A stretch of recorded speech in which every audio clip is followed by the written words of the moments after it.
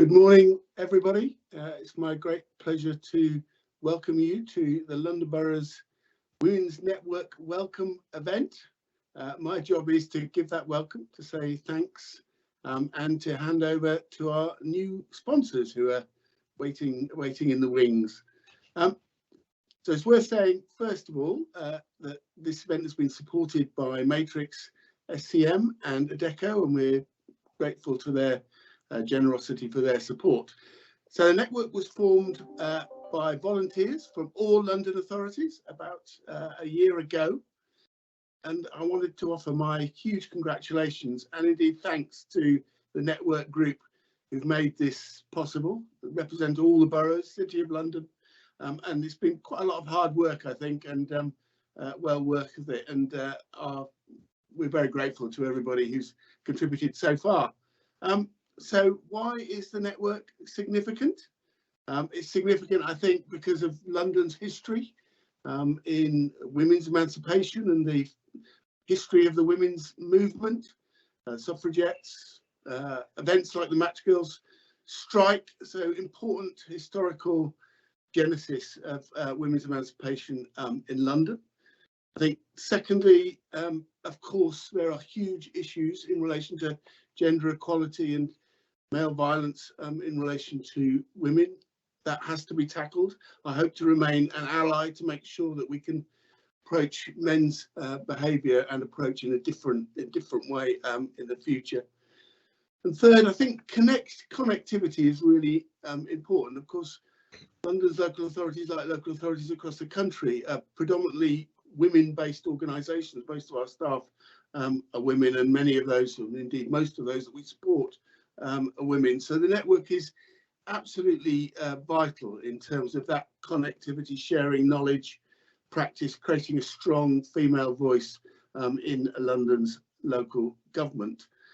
And of course, mentoring and support has always been vital in progress in careers in terms of women. And I think we're going to start with a short video about that mentoring support, that sisterhood from a school in Tower Hamlets who had a formative experience with Michelle Obama. So over to the video from Mulberry School for Girls.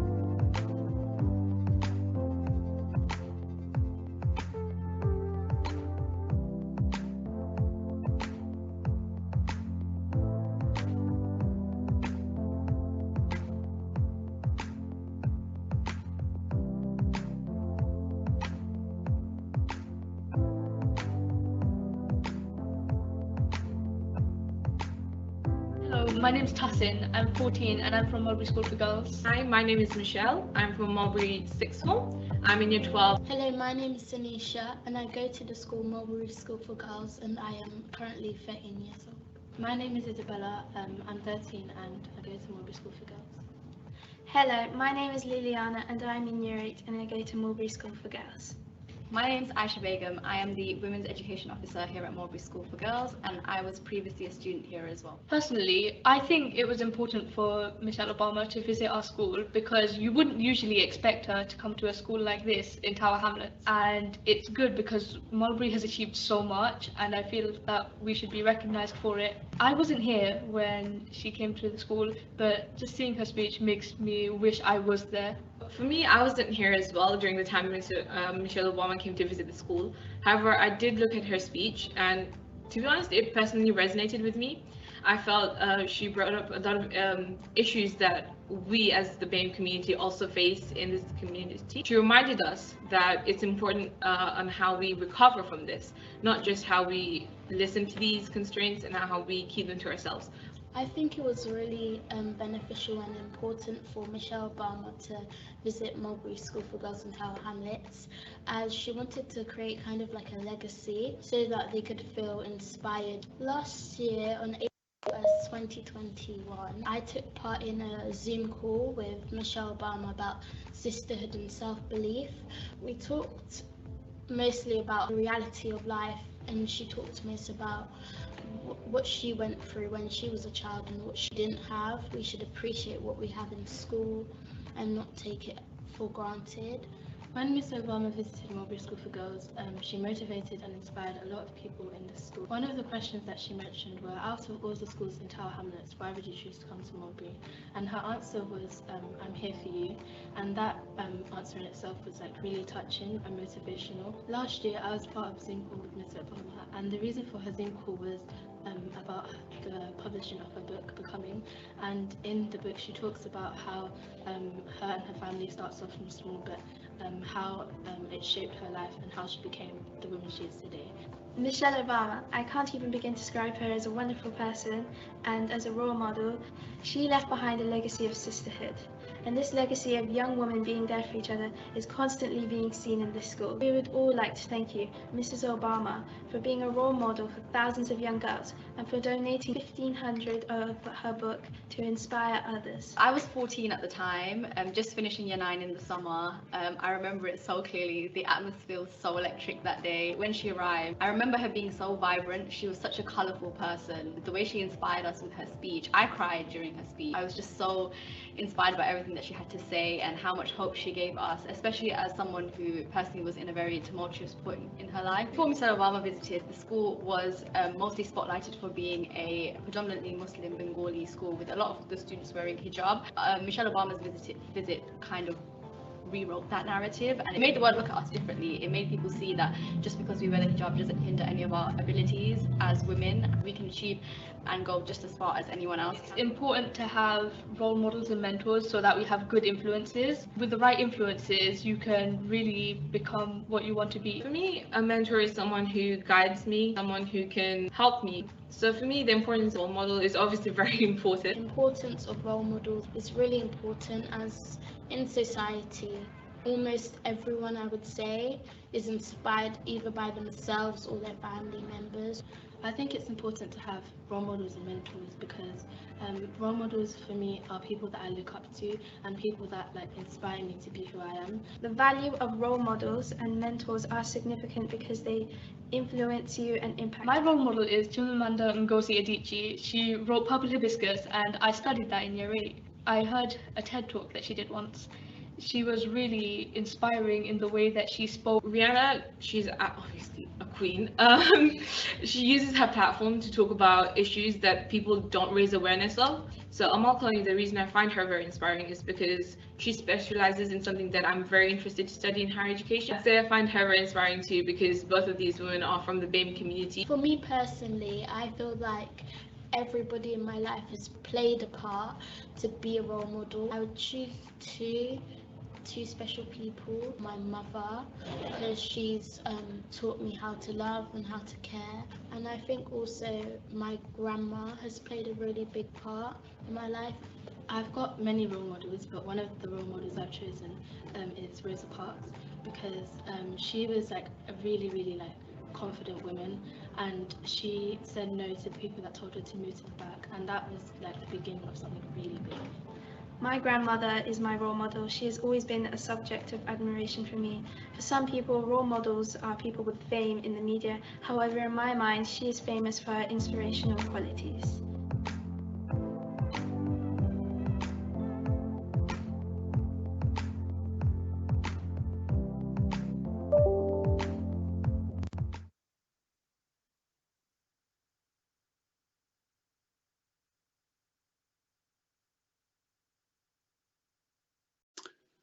And it's great to see that continuing relationship between Michelle Obama and Mulberry School for Girls.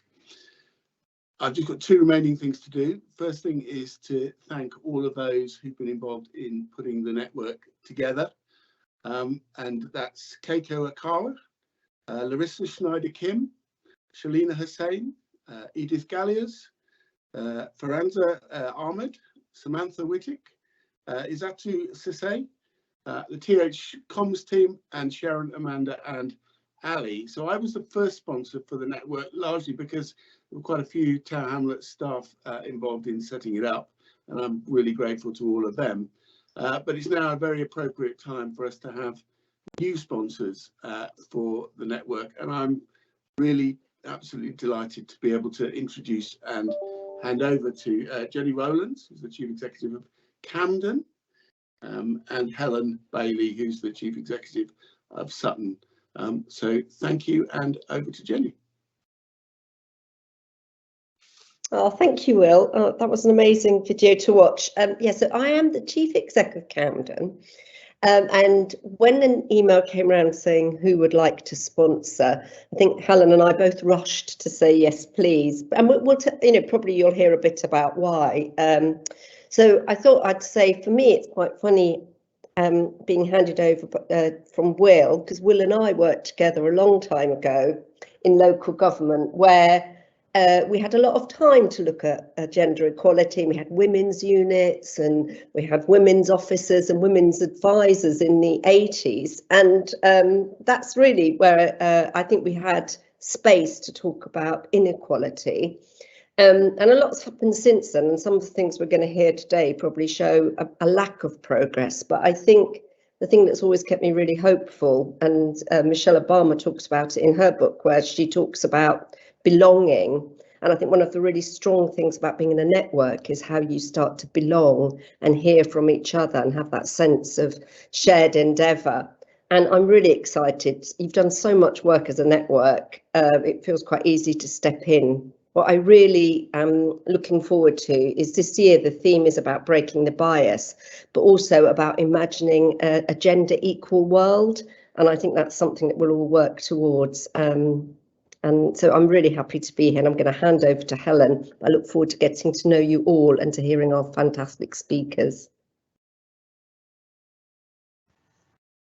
So thank you, Jenny, and thank you, Will, and thank you in particular for that very inspiring video from the girls' school.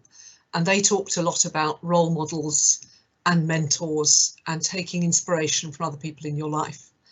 And I think when both Jenny and I said we would like to do this, we're reflecting that we've had role models, mentors, and people who've inspired us. I think local government is a great thing to work in. It's not a thing, is it? It's a great place to work, and actually has been at the forefront. And Jenny reminded me of some of our shared past times, actually being on the forefront of experimenting with really promoting equality, not just making it happen, but really promoting it. Because what we do in local government is not just about ourselves as an employer or as a community of people who work together. It's also about how we reflect, support, and set an example to the communities that we lead and serve. So it's also really, really important that we do have a sense that we are trailblazers and making a breakthrough, which is one of the reasons I'm so excited to be involved in this. And over the very long time I've been around local government, I think we've had lots and lots of different conversations from lots and lots of different points of view, but all about trying to make the work we do more accessible and more supportive of everybody in our communities. So I'm really excited about that. Jenny is the Chief Executive of Camden Council in London, if I call it that. Once upon a time, I was the Chief Executive of the neighbouring council to hers in Inner London, and I now work in Outer London. And the point of saying that is that we've got a big network in London of people with very different working experiences. And what's exciting about this network is that everybody can join, wherever you work, whatever kind of organisation you work in. And I hope that today will not only inspire those people who have logged on already, but it'll inspire you to bring along friends and contacts and others and seek some inspiration and share some inspiring thoughts and work of your own. So thank you very much, and let me join Will in his thanks to all those people who've done so much work to set this up. It's a fantastic initiative, and our job, Jenny's and mine, is now to support you to make this as good as it can. So thank you for all of that. My task today is actually completely in line with what we've just been hearing about, because what I've been asked to do today is to introduce Dame Stella Manzie to you. And Stella has been a role model and an inspiration for me because I've been lucky enough to know Stella, pretty much Stella, if I'm not giving away too many secrets, all of my life. We at one point attended the same school. She was a bit of a star then. I followed her, not intentionally, but I followed her into the same employer outside local government, and I have watched her lead and inspire colleagues in the local government world as Chief Executive of Redditch, of Coventry, of Barking and Dagenham councils. But Stella's more than that, so she's currently the chair of the United Hospitals Trust of Coventry and Warwickshire. Blooming big organisation that is too. But she's also been a troubleshooter. So when things are difficult and places are difficult, Stella is one of the people that the world gets in to help, that government asks to help. So she was a commissioner in Rotherham, and she was the interim chief executive of Birmingham City Council. But the really nice thing about Stella is I once worked for a woman boss who had this phrase that somebody was a good woman, by which she meant not only was she fantastic at her job, but values driven, humane and nice to talk to. And Stella would certainly fit the description of a good woman. So she's a great role model. She's also a really nice and very interesting person, and I very much commend her to you, and I'm sure we're going to enjoy the next conversation. So thank you very much, and over to you, Stella. Thank you very much indeed, Helen, for your very kind words. And I won't talk about the brown vile school uniform we both used to wear at our state school. Thank you. I have to thank Alima here, who for various technical reasons is going to be handling my slides. But if you could all bear with that, that would be great. Thanks, Alima. So you'll see from my title slide, and this is very weird, as I had not seen the video from the Mulberry School before 2 minutes ago, but I've actually put a quote on the front from Chimamanda Ngozi Adichie, as quoted by the young woman at the school. And I wanted to focus on culture does not make people, people make culture. If it is true that the full humanity of woman is not our culture, then we can and must make it our culture. And I've taken the liberty of putting that delightful photograph of the 8-year-old me and my adorable younger brother on one side, and then a more recent photograph of the over 60-year-old woman that you see before you now, partly to mark the kind of journey that I'm going to talk about. But my focus is, of course, the theme of International Women's Day this year, which is breaking the bias. And I'm going to flit between general reflections on where women are today and some specific issues about career development and context. So Alima, if you could just turn to the next slide, that would be great. I have put on this slide very briefly my own career path, but I'm not going to dwell too long on this because you've all got access to Google and Wikipedia, so I don't want to go on about it too long, but I did want to highlight 1 or 2 points about it. I suppose the first point is that I was very lucky to have parents who encouraged achievement by both their girl and their boy and saw no distinction between the two. I fell into local government by accident, partly because the civil service refused to have me. I got to the final selection board and they told me to get lost, so I had to break in at a later date in my career.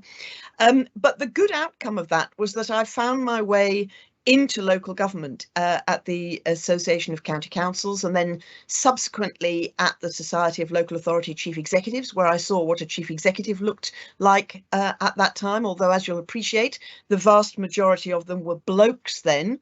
But it did enable me to see that you could be a chief executive and still be an idiot. So that was a very useful lesson at the time.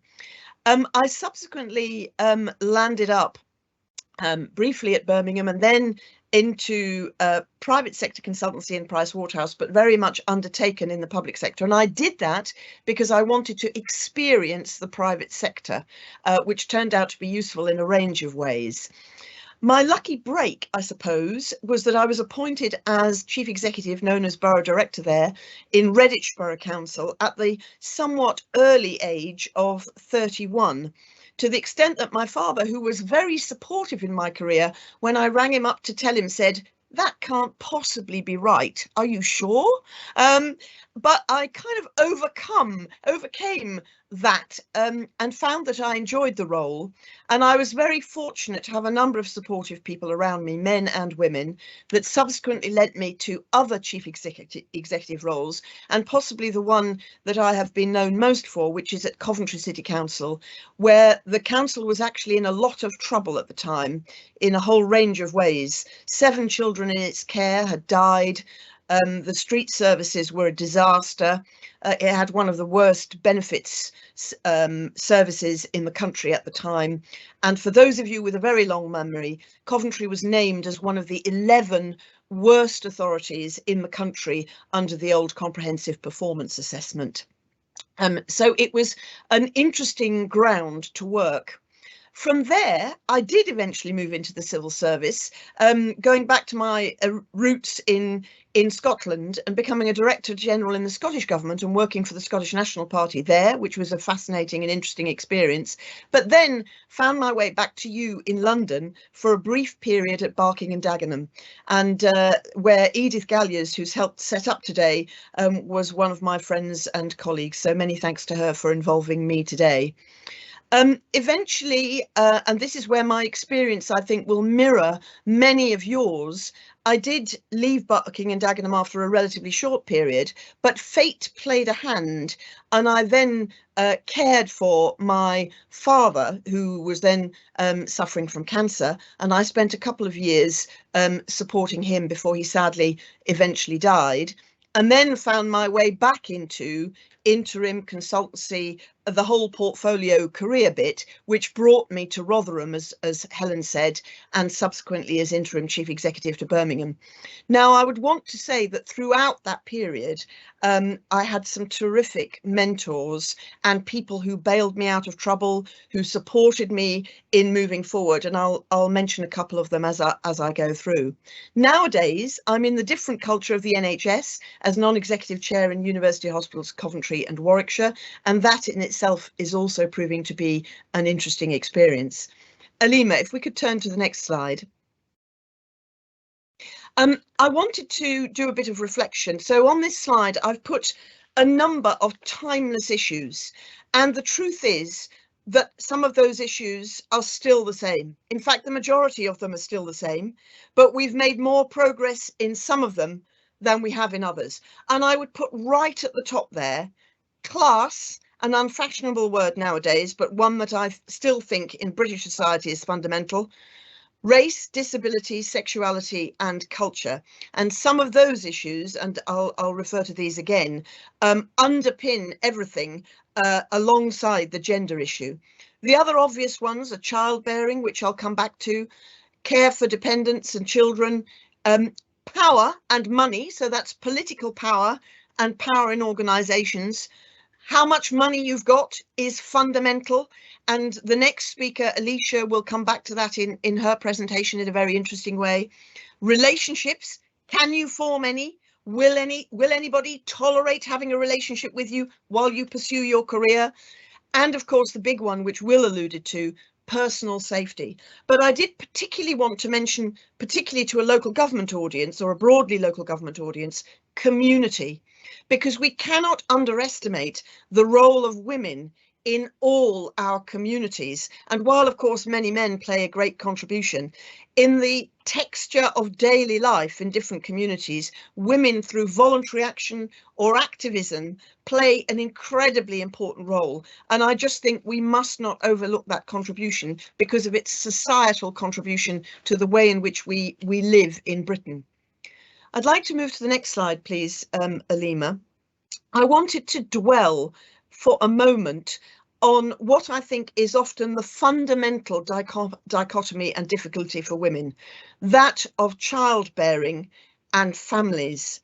Now, many of you in this audience will be too young to remember the original BBC TV series of Yes Minister, the satire on the UK civil service, where the permanent secretary was named Sir Humphrey Appleby.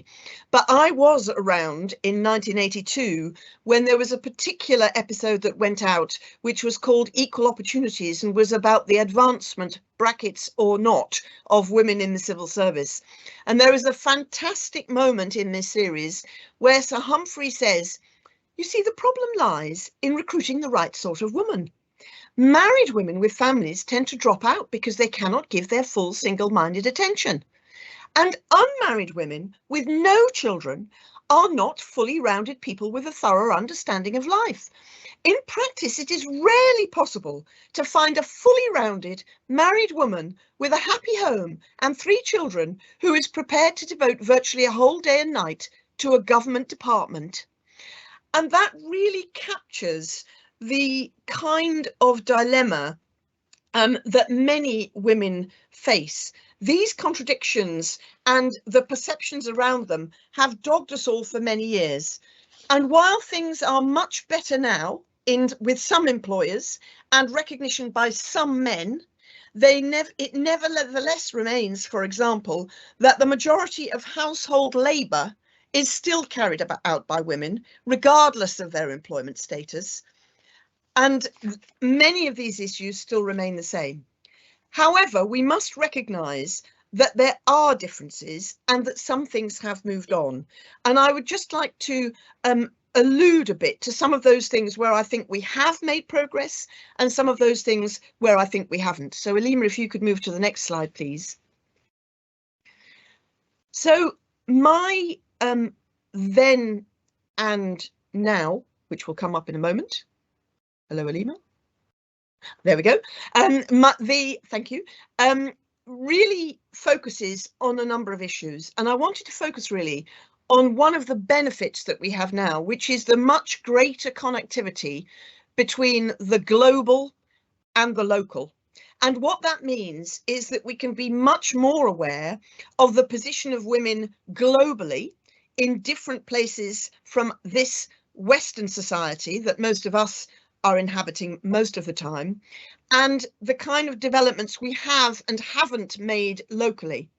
So on the upside, I would cite someone very local to Tower Hamlets, Alex Scott. I'm a bit of a football fan, so it gives me a thrill every time recently I can turn on to BBC's Football Focus programme at roughly 12 o'clock on a Saturday and see not just a woman presenting a football programme, but a black woman. And if I say to you, as someone who's followed football for a long time, 20 years ago, that would not even have been conceivable. So it is a visible sign of progress in terms of the acceptance of what women can and cannot do. Similarly, Time magazine, the photo on the left, is of Zara Joya, who some of you will have seen featured in The Guardian this weekend, who has been put in Time magazine's Women of the Year. She is an Afghan journalist who has reported from Afghanistan via her news agency, Rukhsana, on the plight of women in Afghanistan and has been recognised for that. She's now a refugee in Britain writing for The Guardian. But there was a time when we wouldn't necessarily have known anything about Zara, for example. We might have known about Alex, but we wouldn't known of Zara. And I think in terms of the kind of issues we are considering as women, we need to make sure that we are not getting very smug in our Western context when we see the kind of plight and challenges of elsewhere. We also, in terms of facing our own society, need to look at the invisible and the visible. So the invisible often remains the challenge of domestic violence and the way that is suffered amongst women of many different backgrounds. But we also do have some visible signs of moving forward. And if you look at the field of civil and human rights, thank goodness that LGBTQ colleagues and friends are now able to live their life visibly. In my younger days, we were in the days of Section 28 and Margaret Thatcher. We are now in a position where it is relatively commonplace for men and women in same-sex relationships to be able to publicise their relationship and live an out life, even though some may not choose to do so. Sadly, we still have issues about human rights. The fact that women cannot walk the streets and feel safe. No woman can, from whatever background. Clearly some are more at risk than others, but none of us can feel free to walk the streets. I've been very fortunate in my life never to have been attacked either in my own home or on the street. But, and some people in a different audience might find this humorous, but some of us will recognise that it's not. In my entire life of slightly over 60 years old, I have actually had men expose their penises to me in a public place 7 times in a wide variety of locations, ranging from Edinburgh to Mauritius to Cambridge. And I can remember all of the instances extremely clearly, but I really don't think it's something I should have to endure, and nor should anybody else, quite frankly. And then the other field is equal pay for equal value. I would say we're on a journey there. I am fully aware, as are all of we in local government and in the health service, I need hardly add, that recognition of women's pay and work of equal pay for equal value, while a lot of positive work has been done on that, we are still not in the place we need to be. You need only look at the pay increase that has been given out for nurses, for example, to be able to recognise that, but in many other places as well. Alima, if you could turn over, please, to the next slide. I'm drawing to a close in my presentation for those who are watching their stopwatches, but I really wanted to focus in this slide on breaking the bias in a personal context and give you a couple of reflections from my career, and breaking the bias in the political context. And I suppose the point I want to make is that the political is personal and the personal is political. So I would be saying to all of you, particularly those who are younger than me and at different stages in your career, think very hard about age and stage. I do not know if any of you heard Desert Island Discs with Angela Hartnett recently, a highly successful chef, a woman based in London, who spoke very calmly about the fact that when she was younger and making her career in the restaurant trade, she never thought about childbearing and whether she should be thinking about having children. And it was only later in life that she and her husband considered the issues of fertility and trying to have a child, which proved not to be possible. And although she said it wasn't specifically a regret, she did say she might look at her life differently. So I would encourage people to think hard about those issues, whatever your wish is. Personally, I've followed a route in my life of working hard and playing hard. And although I don't have children, doing family things hard. And I do think over time, I have become more ruthless about putting personal issues first. And to give you an example, I could have been chairing a health service session for International Women's Day tomorrow in Coventry and Warwickshire, but I have turned it down because I have to go to the funeral of a young learning disabled woman whom I knew. Now, I might not have taken that decision in a previous life, rightly or wrongly. The other point I would make, do not be too obsessed by career advancement. Remember that a job may look good on paper, but if you get that job, you do actually have to do it. And if it's a job that you don't enjoy or you hate the people, it's going to be hell on earth. And whatever career advancement it might give you, it may not be worth it. Be aware of others' motives and dynamics. All of us, I'm sure, try and behave in an open and integrity-filled way in work, but be aware that not everybody does, and you need to be highly aware of that. And of course, in this environment, seek and accept support from men and women. I had a fantastic male mentor and guide, Geoffrey Greenwell, who was Chief Executive of Northamptonshire County Council, who was way ahead of his time on equalities and gender issues and gave me a fantastic opportunity. I'm still in touch with him. He's over 90 years old now, but I'm still in touch with him now. And of course, the key thing is be bold, take risks, but above all, deliver, because the only way anyone is going to make headway in their career is to deliver, and that has to be critical. But of course, that delivery has to be set in the context of whatever you have to deal with in your personal life. On the right-hand side, and I won't dwell on this too much because we may get into it in questions, I've put a list of the things that I think are still political. All of these are political in our society, in Britain, never mind globally. it is critical that we reform the health and social care system. And I'm not talking about the government's policy here. I'm talking about a future reform of health and social care. It is critical that we educate boys and girls differently. Boys about what is acceptable in the way they treat women. Girls, frankly, possibly in self-defense classes.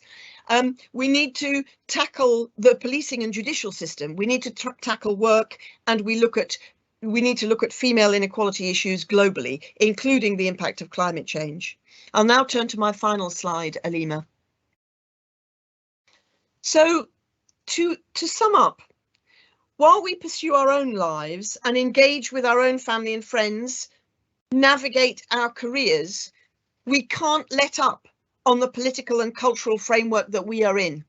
And whatever contribution it is that we can make to it, whether that's in a small way, supporting an individual, or a big way, trying to change legislation, demonstrating on the streets, lobbying MPs, whatever it happens to be. It's no coincidence that that young woman at the Mulberry School mentioned Chimamanda Ngozi Adichie, and that I have done the same.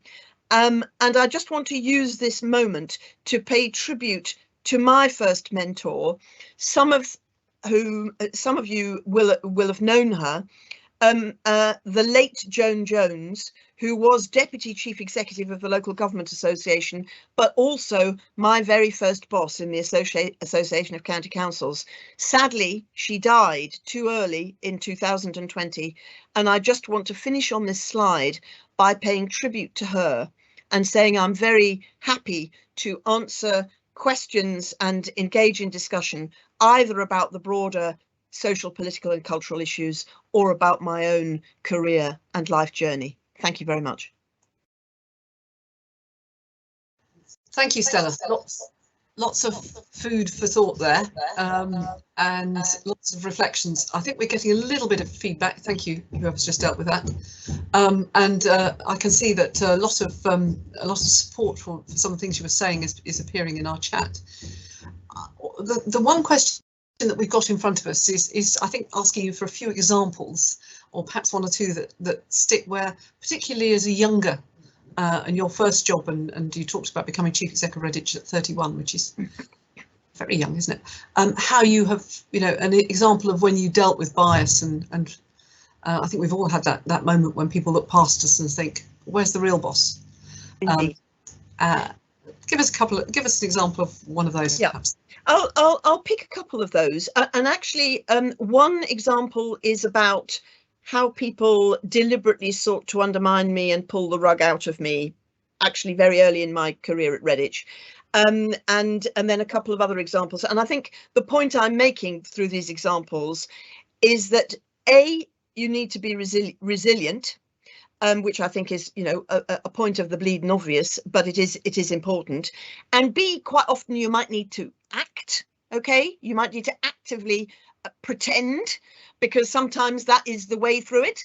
So if I say to you that about 4 days after I arrived as Chief Executive of Redditch, two of the older white men who I will refer to as old timers, one was a senior guy who had the direct labour organisation under him, and the other had various other responsibilities. They pulled me into a room and said, this is very, very urgent. You need to consider it. It's absolutely vitally important. The world is going to end, was the rough drift of the message. And they showed me a big whiteboard with 1 million figures on it. And, a lot of kind of, pretty indescribable writing. And if I tell you that finance and numbers are not my strongest point, I have to work really hard on both the strategic and the detail. And essentially what they told me was, this is all a disaster. The direct labour organisation is going to collapse, that, it's financial problems, the world is going to end. What they were trying to do was kind of get me to either panic or rely on them, or make a wrong decision. Any combination of that, really. What I actually did, in summary, was to say, that's all very interesting, but I suggest we all calm down a bit. I'll find out a bit more about this. You need to give me a paper which sets out the options, and we'll get into talking about this earlier. Now, that may seem obvious, but at the time, bearing in mind I was very new, it kind of did slightly throw me, but I endeavoured to look calm, remain calm, and take the obvious options. I would say, interestingly, at a later date, the chap who was the director of the DLO, who was involved, who was actually a good guy in lots of ways, who was involved in some reorganisation, actually directly called me, and excuse the language here for those who for those of a you know, of a delicate disposition. He actually on one occasion called me a bitch. And he told me I was a bitch because of X, Y, and Z that I had done organisationally. And I said, oh, cheers, David. Thanks very much. And kind of, you know, ignored it. And in fact, we did become reasonably friendly colleagues later. But, you know, direct personal abuse is kind of, you know, can be all part of the day-to-day. And much as you say, Helen, I've also had the experience of going to a large event when I was chief executive of Redditch, of going to a large event in Birmingham, and somebody saying to me, oh, I understand there's a new chief executive of Redditch. And I said, yes, that's correct. And I said, it's actually me. And he said, no, there is a new chief executive. And I said, no, it's me. It is actually me. And it took me about 5 goes to get over to the fact that it was actually me. So the combination of having to be robust, be resilient, and not let people wear you down. You just have to get on with it, find out who your allies are, and work with them. That's great. That's great, Stella. And if you can laugh about it afterwards, so much the better. I'll never forget a policeman taking my chair away at a meeting because there could only be one chair for local government, and it must be for the bloke, obviously, who worked for me at the time. So there's another question here about, I think, picking up your theme about educating men and also about public safety, but I think also that bit about childcare that you were talking about a lot. You and I both worked for a big management consultancy, and my story about it then was children were what some of the guys thought their wives had at home somewhere. And I always felt that unless we got the men to take greater responsibility for the children too, we would never live in a more equal world. And I don't know whether you believe we've made any progress on that, or whether there are other things we should say to colleagues about that. I would say I think we have made progress on that, but I'm not complacent about it at all, because I think it depends very much on the environment and context in which you have been brought up. Here is where poverty, class, and a whole range of other things play a role, but they are not the total story. So there are men in every social and financial category who do play a much bigger role in parenting than might previously have been the case. And it's interesting that I think one of the things that has happened is that a number of men whom I know, some of who've worked for me or with me, think much more carefully about their career decisions and the impact on their children.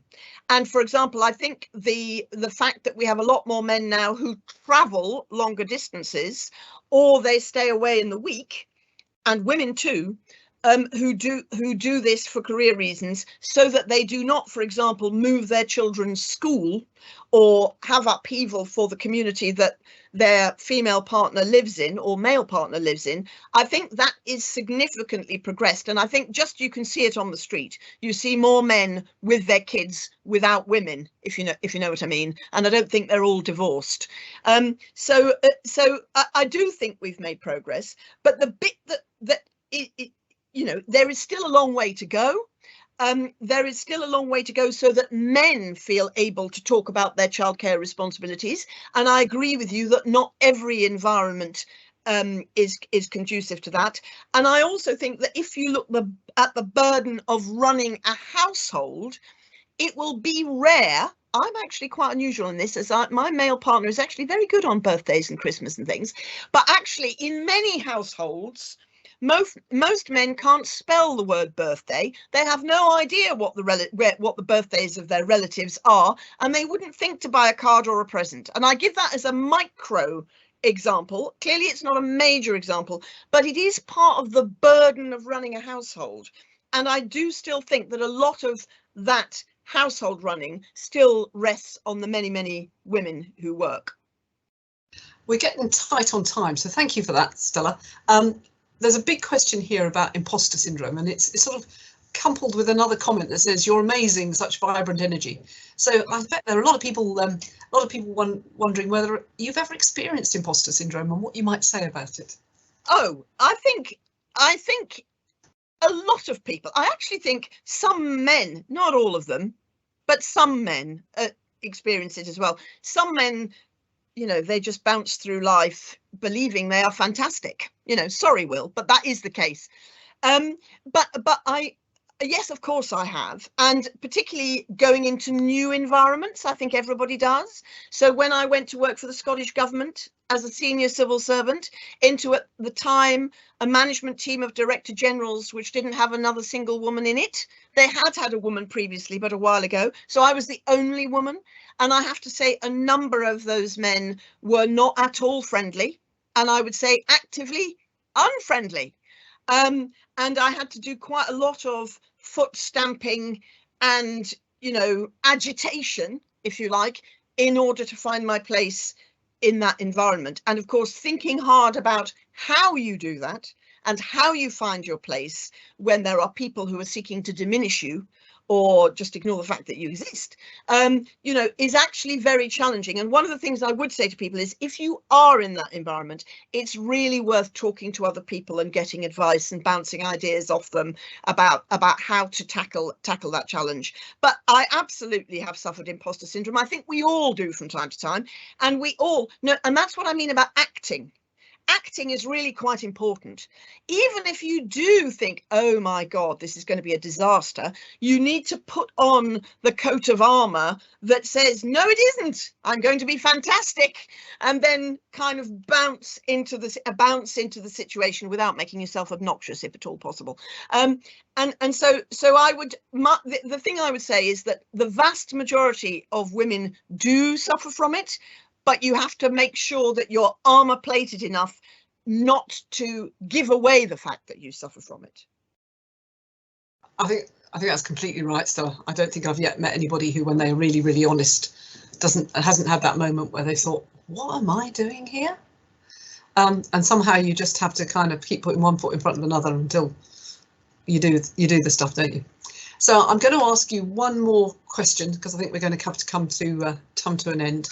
And it's a question I think about. It's got a lot of likes here, about how we get more men to be allies in, you know, how we get the guys to support us without patronising us, which is sometimes a challenge. I think everything is about relationships, isn't it? You know, and I think spotting who are the people, who are the men who are likely to be allies, and engaging with them first is obviously, you know, break the ground you can break easily, but talking to them and sharing with them ideas you might have. And then the next stage is tackling those people who don't show any evidence of being allies. And then you've got to work out whether the way into that is organisational. Are there things that you structurally and organisationally have to do to make sure that people find it very difficult not to be allies, whether that's in recruitment processes or career development opportunities? And I do think we still need to be scrupulous about not accidentally providing some people with more career development opportunities than others, particularly in the unstable world of local government at the moment, with lots of acting up vacancies, trying to bring specialists in to do A, B and C, all of that. It's very easy to then inadvertently find yourself giving a leg up to someone who might even be a woman, while ignoring the 6 other women who might also have been interested in that role. And I think that's really, really important. And I think engaging men in the broader discussion about how people are going to be given maximum opportunities, people of both genders, and then how you ensure that women in particular, and women of colour, and women with families, you know, are all very specifically, we ensure that we are not missing those people. I think it's got to be a mixture of personal engagement and organisational mechanisms which enable you to do that. Thank you. There are loads of questions. I'm going to have to apologise to lots of people because that people want to talk to you about the risks you've taken, about how you talk about the fact that you don't have children, and I recognise that lots of people expect that that's a normal. I don't either. I think I'll just ask you one last thing. It's possibly a one-word answer. Do you think that the women still have to work harder than the men to get on? I would say broadly, yes. I think you still have to work very energetically to demonstrate your credibility and to, for example, avoid the too emotional tag. Too emotional. What we have to say to people is that managed emotion is a part of life. And without emotion, you will not have passion, drive, and energy, and you want that from both men and women. That is fantastic. That's a great wrap to end on. Stella, thank you very much on behalf of everybody who's listening. Thank you, questioners, and real apologies to those of you with such interesting questions that we didn't get to talk about. But I know I'm sure you'll be seeing Stella again, and there'll be a chance to do that. It's with great pleasure now that I'm going to hand over to Jenny, my co-sponsor, who's going to introduce and chair the second half of this great event. Thank you very much, everybody. Over to you, Jenny.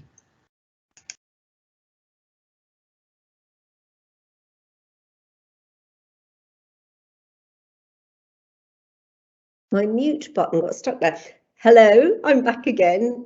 Before I introduce Elysha, I wanted to say something. I am a chief exec with 3 daughters, and I thought I should say something about that parenting balance, because for a long time I thought, could I do that job? And I think it's just another point about reimagining roles. So I couldn't do the job the way, Stella was brilliant the way she described it. I couldn't do the job if I'd done it like lots of people did in the past. But I think I could spend a long time talking to colleagues about how you become very time conscious when you have children, and how you can learn. I think I learned a lot of my calmness from having to be quite grounded when I got home and do the things I had to do when I got home. But I agree with all the points about perhaps how the pandemic's changed things as well. And I got some emails the other day. I think the direct labour organisations and frontline services have also started to really change and challenge how we can work into the future. And whilst I do agree sometimes you need to put your armour on, I also think that being an authentic leader and being purpose-led and just checking in with yourself and telling people quite honestly what you do know and don't know is a great strength of women leaders. And then perhaps we don't have to have all of that bravado, which I always found quite exhausting in my early career. So with that in mind, I'm really excited to introduce Elysha, and I think this next session is really about the kind of breaking the bias and the taboos, really, which again have been around for a really long time. And Elysha's coming from an organisation called Bloody Good Period, which is also a bloody good name, I think, for an organisation, because it just reminds us of how long we've had to talk about something which really we should all be able to experience with kind of dignity and understanding. And I think what Elysha will do now is outline to us how women's menstruation has been something that's kind of been hidden and not understood and kind of economically exploited. And again, Stella in her prescient presentation had a wonderful cartoon around tampons earlier. So I'm really happy to hand over to Elysha. Over to you. Brilliant. Thanks, Jenny. And thank you so much, Stella, for that amazing presentation. It was really great to hear. And hopefully I will skillfully throughout my presentation be able to weave in some of the great things that you've talked about. I think firstly, I'll kick off with an introduction to myself. As I plough through my own talking about imposter syndrome, I've been with Bloody Good Period only since November, and this is my first kind of talk. So yeah, having my own imposter syndrome now, but feel really energized and encouraged from Stella and hearing from Jenny as well previously. So to talk about myself first, to give an introduction, so before joining Bloody Good Period, I worked in tech consulting. I worked for a medium-sized organisation that was bought out by Accenture last year. So I have some experience working in a male-dominated environment like tech, and previous to that, worked in some kind of hardcore sales environments too. I've been on a bit of a journey where at university I began to face and recognise my own internalised misogyny, and began to firstly for the first time see how my own life had been impacted by issues related to gender inequality, being born to a teenage single mum and then facing domestic violence. And once I had begun to unpack that on a personal level, I then became really dedicated and driven to understand gender equality at a deeper level and a more broader level as well, and then moved on to study my master's in gender, sexuality and culture part-time at Birkbeck University, whilst working full-time in my tech consulting role. And I think, Stella, even though I've never heard you speak before, I've never met you before, I think there's definitely something I really took from the advice that you gave around break the bias, and saying don't become obsessed with career advancement. And I thank you, and probably the women and the people that you've worked with and had these conversations with, because I really feel like they helped me now at the age of 27 leave the role that I was in because I became obsessed with career advancement, to now actually follow my passion, and to talk about periods all day, which I absolutely love talking about. So thank you very much for that. So a bit about Bloody Good Period and what we do and what I do. So Bloody Good Period is a charity that was founded 5 years ago. And quite simply, we believe that everybody deserves to have a bloody good period. So we work to help refugees, asylum seekers, and those that need it get education and access to period products. I run the Bloody Good Employers Programme. So I'm the program manager for that program, which works with employers in the UK to better review and improve periods education and access to products, policy, culture and communications in the workplace. And we're really delighted. We launched back in September with our 9 launch partners, and we're actually working with Kingston Council. I'm sure there's some of you on the call, so it's really great to be here talking to the rest of you today. Alima, if you could go on to the next slide, please. Thank you. So I'll start off by talking a bit about Bloody Good Period, the charity, what we do, and a bit of grounding for the work, and then I'll move on to talking about the Employers Programme later. So menstrual supplies are not cheap, but they're a necessity. Many people can't afford period products, and this includes refugees, people within the asylum system, and those living in poverty. People who menstruate suffer from the culture of embarrassment and shame surrounding this natural biological process. And we believe that nobody should be at a disadvantage just because they menstruate. We give period products to those who need them. On to the next slide, please, Alima. So every single month, many women and people who menstruate do not have reliable access to period products, and they are forced to use socks, newspaper, tissue, or nothing at all. In the last 5 years, we've distributed over 187,000 packs of period products. And while we're proud of this, we shouldn't have to do it at all. Everyone who menstruates should have access to period products without having to rely on charities, food banks, or peer support. Next slide, please. And just some stats to help with context to bring this to life. And you can see the references at the bottom of the page. So more than 1/3 of girls aged between 14 and 21 in the UK struggled to afford or access period products during the COVID pandemic. That's over 1 million girls. 75% of asylum seeking women have struggled to obtain period products, often for an extended period of time. Over half have used toilet paper as an alternative, and asylum seekers receive just £39.63 per week to live on. That's £5.66 a day, and they're not allowed to work. A heavy period, as I'm sure many of us will know, can cost a quarter of this. Next slide, please. And what is happening is that it's forcing people who menstruate into impossible situations and really difficult decisions. Our joint report with Women for Refugee Women highlighted the realities and impacts for asylum seekers unable to access period products. And I've taken this quote from an asylum-seeking woman living in London. Just before my period, I knew I really had to get pads urgently, and so I would have to go without things like food. I wish that pads were freely available. It is really bad that pads are so expensive because it's something that women have to go through every month. It's discrimination and everybody should have access. Next slide, please. And on top of that, periods don't stop in a pandemic. The mission of Bloody Good Period has actually always been to not exist. We really hope that period products do become available for everybody.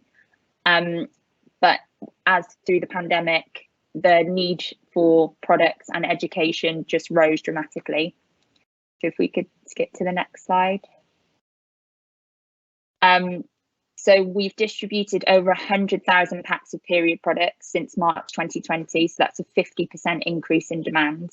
And products have gone to refugees, asylum seekers, so people that we would usually support, food banks, community response groups, shelters for the homeless, those fleeing domestic violence, and even in the early days of the pandemic, NHS frontline workers.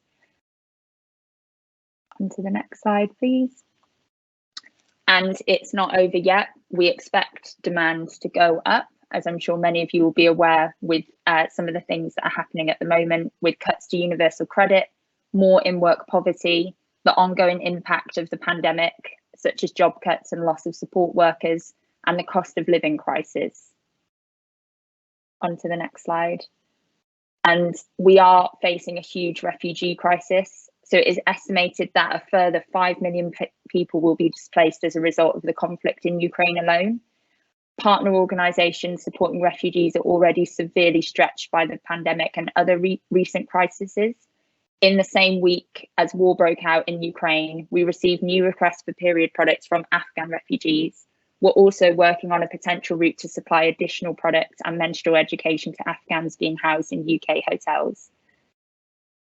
So the need for the work is increasingly demanding. And this is what we do about it. So we work in 3 key areas. So the delivery is that we get products to refugees and asylum seekers and those that can't access them. And that's through working with our partner organisations to get those delivered. Education and awareness. So we provide menstrual and reproductive health sessions to work with people to normalise periods in the public sphere. Because if products are available but people don't have the language or the education to ask for them, then that's another problem. And activism. We believe that people who need them should be able to access menstrual products free, just like toilet paper. And we believe that period poverty is part of a wider sphere of menstrual and gender inequality. And we're working really hard to make ourselves obsolete so that there isn't a need for a charity like us anymore. Okay, next slide, please. Thank you. So a bit of detail about how we work. If you've heard of us before, you might be familiar with our previous model, which was where we would accept physical donations, which we would then deliver to our partner organisations. Throughout COVID, whilst obviously facing a lot of hardships, it actually gave us the opportunity, like many other businesses, to think about our operations and how we work. And we were able to work a bit more effectively by, instead of getting donations from people or organisations and delivering them physically, we place bulk orders with suppliers who deliver period products directly to our centres. And then they are given to people that need them. These are long-term relationships, so we can guarantee that products are available every time rather than relying on ad hoc donations. And it's significant for the people who we support, whose lives are often filled with a lot of instability. Next slide, please. Thank you. So that's a bit about Bloody Good Periods. And now I'm going to move on to talk about our Bloody Good Employers programme. So we work to drive better workplace understanding of periods and facilitate change making so that company cultures, comms and policies actively support people who menstruate. We do this for 2 key reasons. The first one is to ensure that workplaces are inclusive, supportive and safe places for people who menstruate. And secondly, we support Bloody Good Period by donating all profits from the work back to Bloody Good Period, the charity, which then directly goes back to supporting the people that the charity supports. Next slide. Thank you. So what we do is we take organisations through a 12-month phased process. This includes starting off with a staff survey and self-evaluation tool to understand existing attitudes and experiences of menstruation in the workplace. And then we move into a series of workshops to educate, normalise and generate solutions for supporting people who menstruate at work. And then at the end, we build in dedicated time to review the output. We evaluate and get employee feedback again. And then we look at learnings for future-proof solutions, actions and meaningful change moving on after the programme. And these are some of the outcomes that we expect for employers who are participating in the programme. There's a lot of activism built into this, which is why we split the into employees, employers and for society. We also have our research report, which can go into more detail about this. If you have a look on our website, you'll see our theory for change. But in the short term, we expect employees to feel more confident, have a better understanding of menstrual health, better mental and physical health, compared with longer term impacts like greater freedom and autonomy, more stability, better career progression. For employers, in the shorter term, happier workforce, and then in the longer term, things like better performance, reduced gender pay gap, and more inclusive workplaces. For society, short-term outcomes are things like more positive conversations about menstrual health. We're already seeing some of the kind of indirect impacts of the work and the activism that we've been doing over the last 5 years. You might have heard a great thing that Asda and the supermarket have changed their sign from saying feminine hygiene to period products, calling it what it is and reducing stigma and shame, to long-term outcomes like accelerated gender equality at work and wider cultural shifts. Okay, next slide, please. And just to show you some of the partners that we're working with, as you can see, we've got Kingston on there, and then some great charities, British Red Cross, Copperfield Blood Cancer UK, Global Witness, NKD, Street League, really great partners to be launching with. And we are currently in the process of signing up new partners. So 10 new partners to kick off with us from May and 10 new partners from September. It's the first year of the programme, and there's lots of interest in the work. So we're really, really excited and really grateful to working with people like Kingston and getting that early feedback on the work as well. Next slide, please. Thank you. So some of the things that our launch partners say about the work. So the workshop was an excellent way to learn about my period privilege and how unique menstrual cycles are for everybody. We want to ensure that our mission to empower doesn't stop with our beneficiaries, but continues with our team feeling comfortable and supported in managing their menstrual health in the workplace. So some of the early feedback has been really great. The program's super punchy, and talking about something that people don't talk about at all has quite a big impact in itself. And as well as there being great change in culture and having more open conversations, one thing that we overlooked in the design of the program is that actually people are really finding this a great team bonding exercise as well, a really uniting experience to talk about periods with their colleagues, which is very interesting. There's lots to say, which I won't go into detail now, but around tracking your cycle and how you can plan your work calendar around that sort of stuff as well. Okay, next slide. And yeah, that's it. So thank you so much for listening, and please let me know if you've got any questions. I think Jenny, hopefully any questions should come to you. Yeah. Yeah, Elysha, that was fantastic. So did you say that's the first presentation on this that you've done I mean, it was fantastic. So I want to give you that feedback. Thank you. And we're just getting some questions in, but I thought, I see that Kingston have stepped forward, and so Camden will be looking at how we can have those conversations. I thought it was really interesting how you said this starts that conversation, and you talked about the links right back to gender pay gap. So really a pretty good challenge to us all to go and have conversations. And I hadn't realised Asda had changed. I always was very confused by the term feminine hygiene as a younger person. So I'm really pleased to hear about that. Okay, so we've got time for a few questions. Let's make sure we've got one here, which is, do you provide period products to schools, or do you work with schools to educate young girls?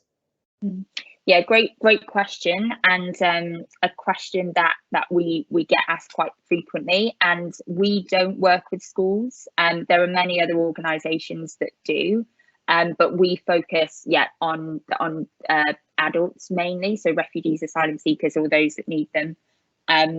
But there are great organisations working in schools, and you might be aware of the work that's already been done with schools. It hasn't completely landed as we would want it to. So when period products were rolled out to schools, unfortunately, we found that education in a lot of circumstances wasn't there to support it. So quite often, period products will be sat behind the reception desk, and then people need to go up and ask for them. So there's a lot of work to be done in schools, but other organisations are focusing on that. Thanks, Elysha. And there's we've got a couple more questions here about thinking about men as allies. How easy have you found it to engage? There's a couple of questions about, is it for men and women when we have these conversations? And so how easy has it been to engage male employers, and any interesting aspects or insights to pull out on this? Mm-hmm. Yeah, so I think the first thing I'd say is it's early days for the work. So the feedback that we're getting on a 12-month program is very much for the beginning phase. However, our viewpoint and the way that we've built the program is that this really is for everybody, and we believe that people who don't menstruate are a really important part of this work in terms of changing culture, and particularly when we look at environments where they are male dominated, for example. But yeah, I think that when we do the employee survey at the beginning of the program, we ask for direct feedback from people who don't menstruate. So that will be things like, how do you see your involvement in this work? How comfortable do you feel talking about periods in the workplace? As a manager, if somebody approached you to talk about their period, do you feel like you're equipped to handle those types of conversations? And then when we jump into the workshops, the first one is very much focused on culture. And we invite everybody in the organisation to complete that in some capacity. So whether that's a live workshop like this on a call, or whether that's our online recorded version. And that really primarily focuses it on myth busting, getting rid of stigma, actually teaching people about what periods are. And we found actually for a lot of menstruators, including myself, there's so much that I don't know about periods because we're just not really taught about them in the detail that we probably should be. So yeah, we encourage everybody to get involved in that. And I think one thing that in terms of getting that engagement piece, there's something around, actually for a few years now, organisations have got better at looking at broader programmes to better their inclusivity and diversity, from like okay, we need to have an inclusive and diverse workforce, these are the different things that we need to do. But actually, I think we're ready now, and we should be focusing on direct sources of inequality, and periods is one of them. And that's why we hope that through the work, by applying that lens, we can then encourage change in other areas by looking at direct issues and sources, to then hopefully, by helping people feel more included in those areas, that then can change the culture in a different way. Thanks, Elysha. And we've got quite a few people commenting. I mean, I don't know, you can give your view on this, whether employers' sickness policies should avoid penalising staff needing time off.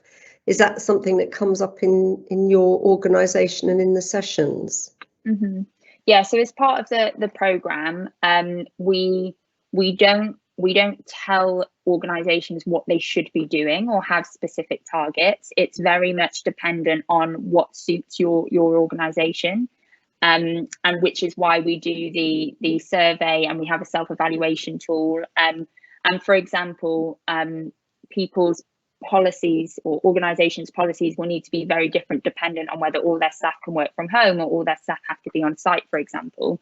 But I think in regards to sick leave, we see periods being separate to sick leave. It's not really sick leave if it's something that's happening to you regularly, and it's not actually, having a period is not an illness, but it can impact you greatly. So yeah.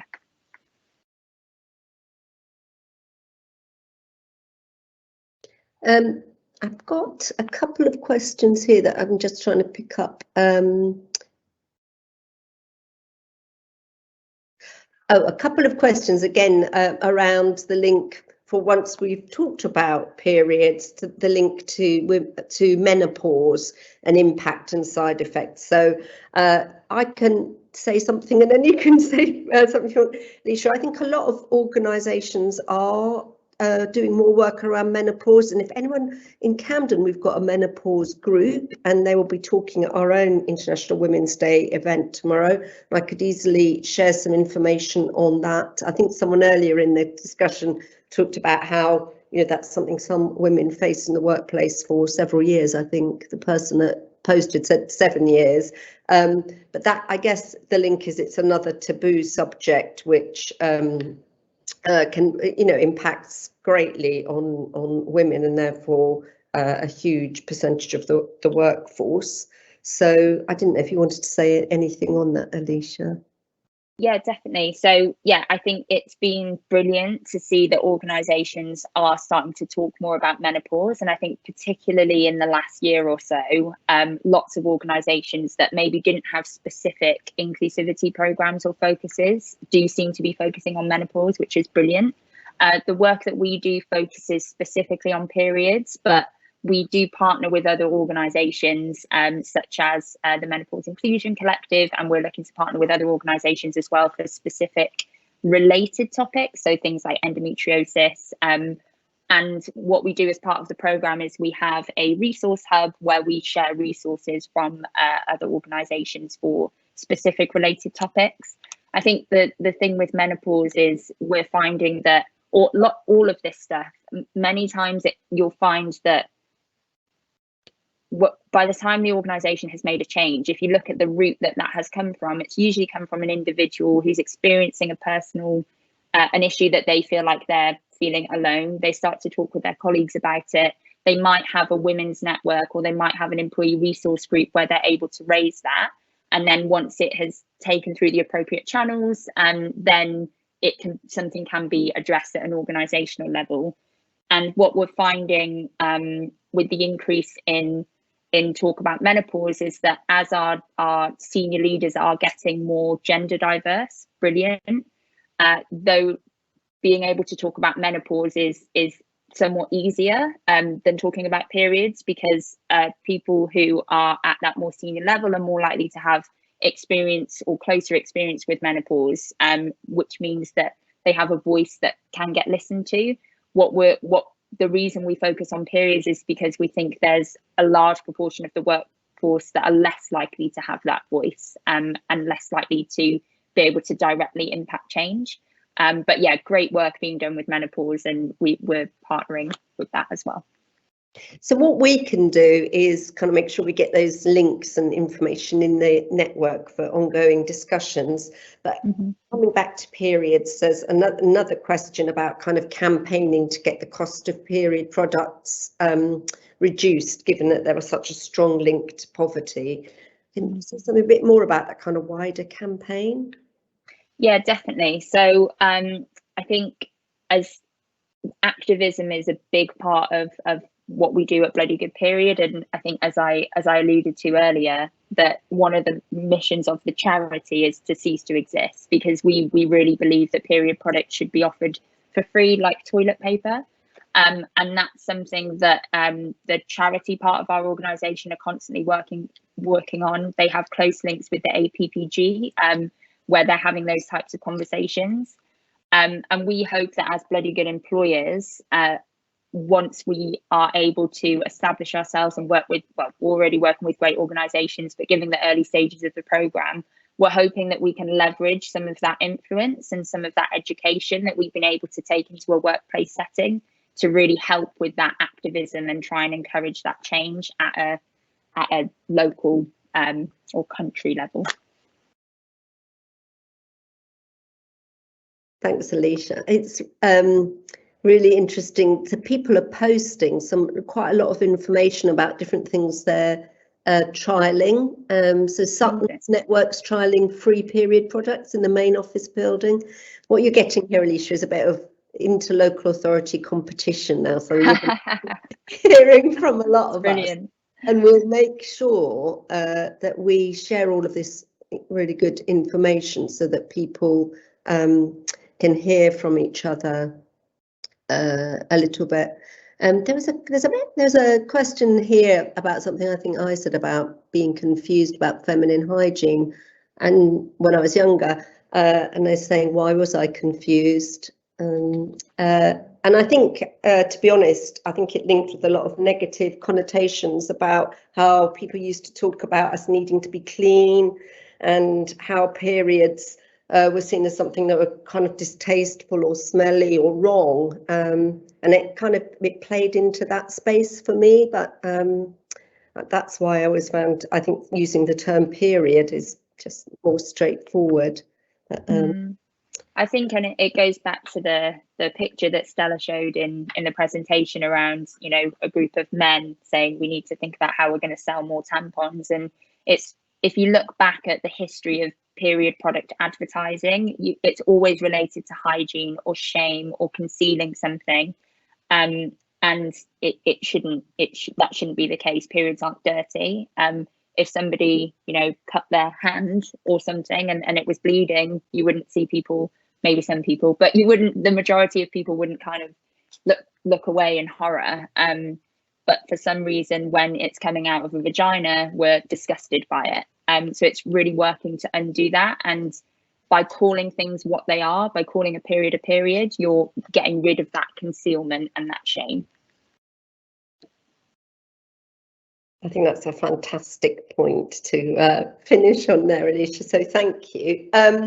And it looks like we found lots of discussion points going into the future. And as one of the co-sponsors, I'm going to keep an eye on our progress around the Bloody Good Period campaign and make sure that, as you say, I think it's a vital way of getting into talking about all sorts of things. And I think your point about it being to a kind of broadly younger, maybe in different points in the organisation was really well made. So look forward to sponsoring that as well.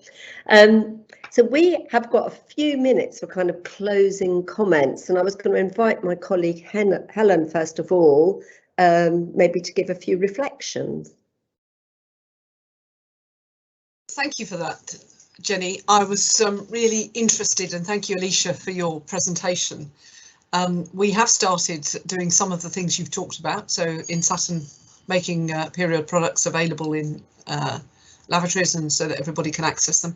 But I think we're not far enough down the line of being able to talk about the issues. And as Jenny reflected, we've started talking about the impact of menopause, but actually period issues have an impact on a far bigger group of people. And as you say, at a far earlier point in their career. And I think that's something I've taken and will take away and have conversations and think about what we can do. So thank you for kind of raising my consciousness about it, because as Jenny says, I think some of us are of a generation which were brought up not to talk about it and to try not to think about it. And actually it's good that that's no longer the case. So thank you for that too.